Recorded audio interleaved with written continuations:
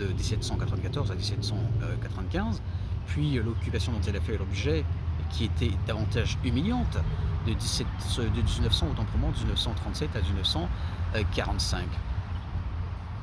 Et bien entendu,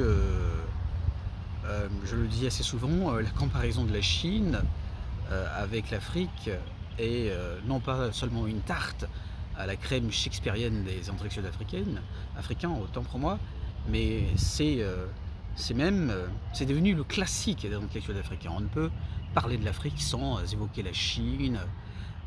Cela relève d'une vision bornée ou d'un raisonnement fallacieux, voire un raisonnement fallacieux. Autrement dit, une méconnaissance profonde de la Chine et de l'Afrique elle-même par les intellectuels africains. Et il y a de cela une dizaine d'années, il y a de cela une dizaine d'années, un intellectuel ivoirien, dont je tairai le nom, n'a pas hésité à déclarer, Urbi et Orbi, que la Côte d'Ivoire avait été, dans les années 60 jusque dans les années 70, plus développée et plus riche que la Chine. C'est un peu confus. Bien sûr, plus développé, faux. Plus riche, peut être vrai. Mais l'honnêteté intellectuelle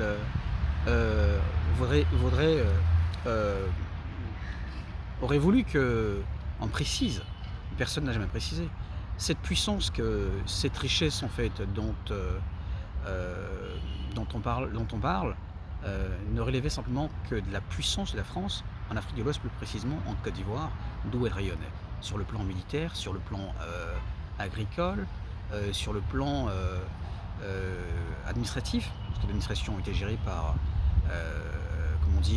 gérée en tout cas par la main invisible de la France, voilà, toute l'organisation politique et consorts. Et donc voilà, la Chine